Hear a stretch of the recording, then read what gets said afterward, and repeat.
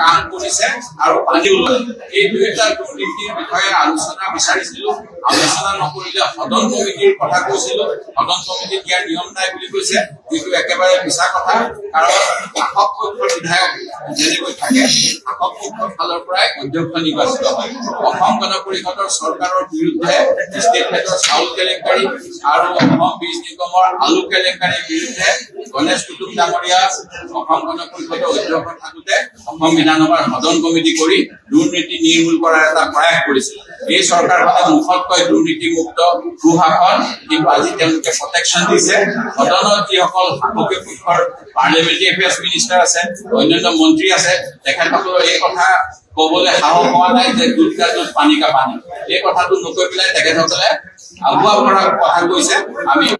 কাম কৰিছে আৰু পানী ওলোৱা নাই এই দুইটা দুৰ্নীতিৰ বিষয়ে আলোচনা বিচাৰিছিলো আলোচনা নকৰিলে সদন কমিটিৰ কথা কৈছিলো সদন কমিটিত ইয়াৰ নিয়ম নাই বুলি কৈছে কিন্তু একেবাৰে মিছা কথা কাৰণ শাসক পক্ষৰ বিধায়ক যেনেকৈ থাকে শাসক পক্ষৰ ফালৰ পৰাই অধ্যক্ষ নিৰ্বাচিত হয় অসম গণ পৰিষদৰ চৰকাৰৰ বিৰুদ্ধে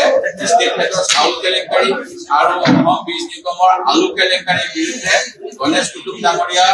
অসম গণ পৰিষদৰ অধ্যক্ষ থাকোতে অসম বিধানসভাৰ সদন কমিটি কৰি দুৰ্নীতি নিৰ্মূল কৰাৰ এটা প্ৰয়াস কৰিছিল এই চৰকাৰখনে মুখত কয় দুৰ্নীতি মুক্ত সুশাসন কিন্তু আজি তেওঁলোকে প্ৰটেকশ্যন দিছে সদনত যিসকল শাসকীয় পক্ষৰ পাৰ্লিয়ামেণ্টাৰী এফেয়াৰ্ছ মিনিষ্টাৰ আছে অন্যান্য মন্ত্ৰী আছে তেখেতসকলৰ এই কথা কবলৈ সাহস হোৱা নাই যে দুধ কা দুধ পানী কা পানী এই কথাটো নকৈ পেলাই তেখেতসকলে আগুৱা কৰাৰ কথা কৈছে আমি কাম কৰিছে আৰু পানী ওলোৱা নাই এই দুইটা দুৰ্নীতিৰ বিষয়ে আলোচনা বিচাৰিছিলো আলোচনা নকৰিলে সদন কমিটিৰ কথা কৈছিলো সদন কমিটিত ইয়াৰ নিয়ম নাই বুলি কৈছে কিন্তু একেবাৰে মিছা কথা কাৰণ শাসক পক্ষৰ বিধায়ক যেনেকৈ থাকে শাসক পক্ষৰ ফালৰ পৰাই অধ্যক্ষ নিৰ্বাচিত হয় অসম গণ পৰিষদৰ চৰকাৰৰ বিৰুদ্ধে ষ্টেট হেডৰ চাউল কেলেংকাৰী আৰু অসম বীজ নিগমৰ আলু কেলেংকাৰীৰ বিৰুদ্ধে গণেশ কুটুম ডাঙৰীয়া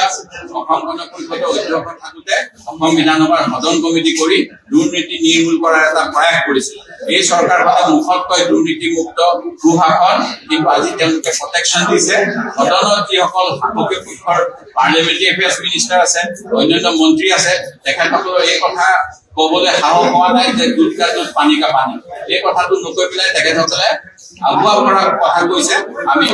কাম কৰিছে আৰু পানী ওলোৱা নাই এই দুইটা দুৰ্নীতিৰ বিষয়ে আলোচনা বিচাৰিছিলো আলোচনা নকৰিলে সদন কমিটিৰ কথা কৈছিলো সদন কমিটিত ইয়াৰ নিয়ম নাই বুলি কৈছে কিন্তু একেবাৰে মিছা কথা কাৰণ শাসক পক্ষৰ বিধায়ক যেনেকৈ থাকে শাসক পক্ষৰ ফালৰ পৰাই অধ্যক্ষ নিৰ্বাচিত হয় অসম গণ পৰিষদৰ চৰকাৰৰ বিৰুদ্ধে